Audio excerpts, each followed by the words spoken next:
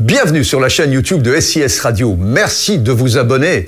Activez la clochette pour être notifié lors de nos prochaines vidéos. Lâchez votre pouce bleu et les commentaires. On adore ça.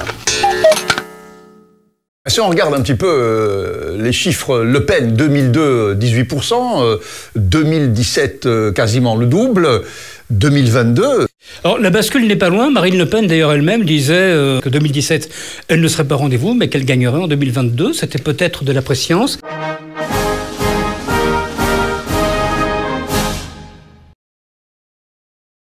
Le Monique Time, Claude Moniquet, cette semaine, dans quelques heures, la France connaîtra peut-être sa première femme présidente de la République.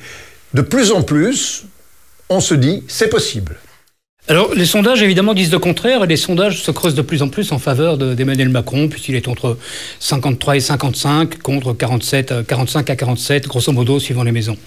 Cela étant, il faut se rappeler que d'abord, les sondages, c'est pas la Bible. Rappelons-nous qu'en 1981, pour ceux qui ont notre âge, en 1981, Mitterrand était donné perdant face à Giscard, et c'est lui qui a gagné. Et en 2016, on donnait Hillary Clinton gagnante face à Trump, et c'est Trump qui a gagné.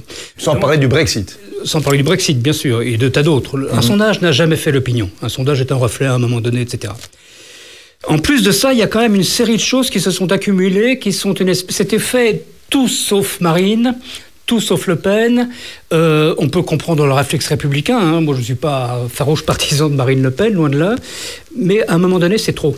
À un moment donné, ça peut exaspérer une partie de l'opinion, et il ne faut pas oublier enfin qu'il y a une grande partie des électeurs qui vont se déterminer, non pas par un choix positif, pour un programme, mais par un choix négatif contre Emmanuel Macron, qui est, il faut bien le reconnaître, comme l'a été Sarkozy de son temps, un des candidats à la présidence qui a mobilisé le plus de haine contre lui. Si on regarde un petit peu les chiffres, Le Pen 2002, 18%, 2017, quasiment le double, 2022, on est quand même dans les sondages, encore une fois, très proche de 50%. Oui.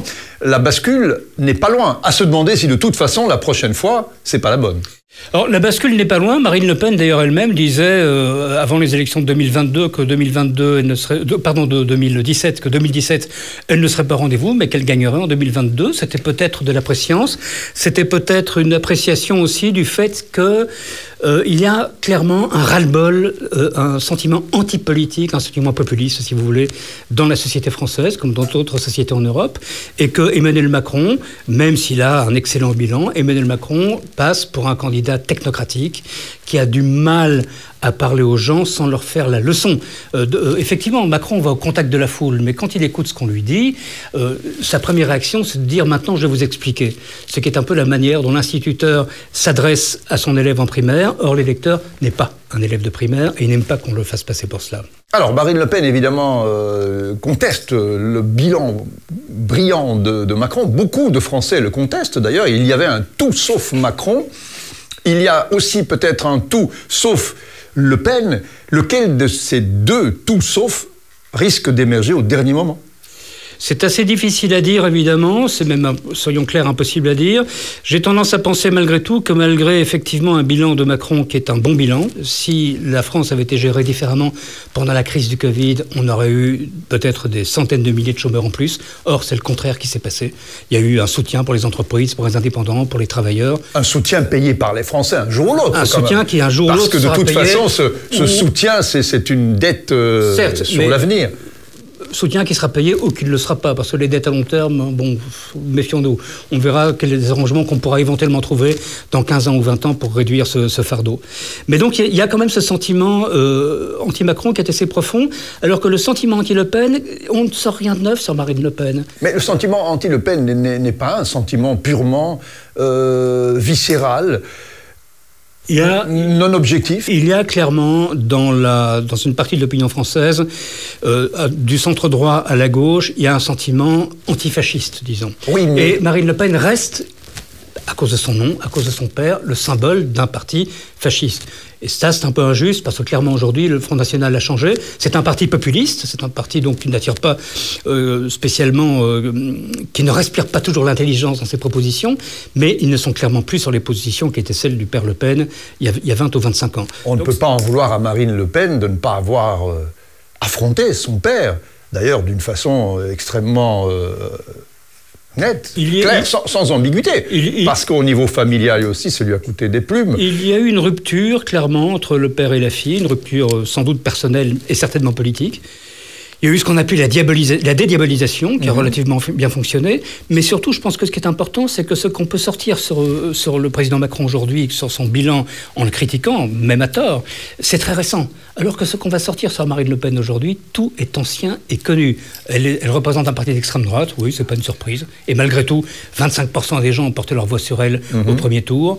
Elle a détourné l'argent de l'Union européenne en payant des assistants qui ont fait travailler pour son parti. Elle a utilisé, disons. Oui, le mot utilisé peut-être différent que détourné. Oui, mais l'Union européenne dit détourné. Voilà. Mais tous les partis globalement font ou ont fait la même chose premièrement. Et deuxièmement, c'est une très vieille histoire. C'est une histoire qui est en enquête et publiquement qui a donné lieu à de nombreux articles depuis 4 ou 5 ans.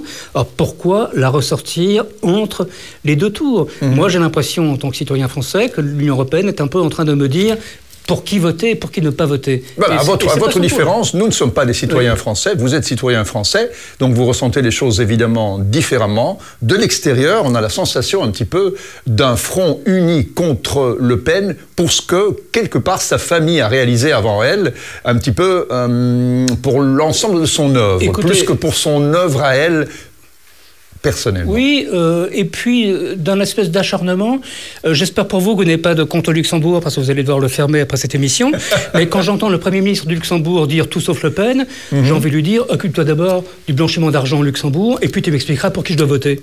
Je veux dire, il faut rester raisonnable à un moment donné. Et cette ingérence... Quelque part, Claude Moniquet, vous, Français, vous n'êtes pas un petit peu embêté d'avoir un choix entre Macron ou Le Pen ?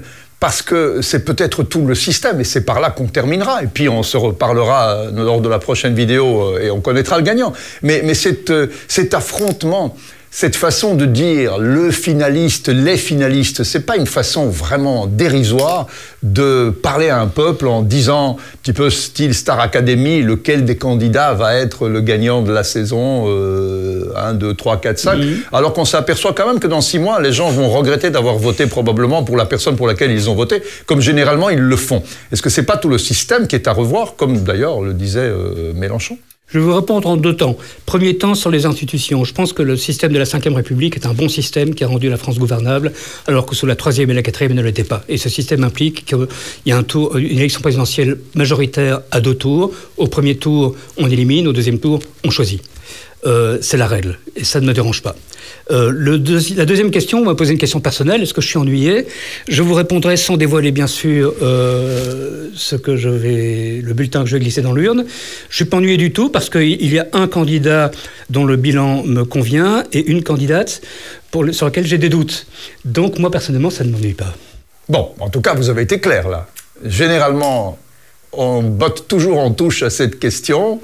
Claude Moniquet. Mes positions sont connues. J'ai toujours été un soutien d'Emmanuel Macron et je le reste. Voilà. Mais ça, c'est personnel. Mais le doute, et c'est par là qu'on a commencé, le doute existe. On peut en effet assister à la victoire de Marine Le Pen. Le doute existe, et j'irai un peu plus loin, le doute existe, et si le doute existe, je pense que c'est en partie à cause d'erreurs de communication de l'équipe qui est également au pouvoir en France, et d'erreurs de communication du président Macron et de certaines personnes autour de lui. D'arrogance peut-être.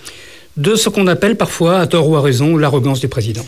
On se retrouve pour la prochaine vidéo, et là, évidemment, on pourra parler du résultat final, de la victoire de l'un ou de l'autre. Merci d'avoir regardé cette vidéo. Abonnez-vous à la chaîne SIS Radio, lâchez votre pouce bleu, activez la clochette pour être notifié lors des prochaines vidéos et laissez-nous vos commentaires. On adore ça.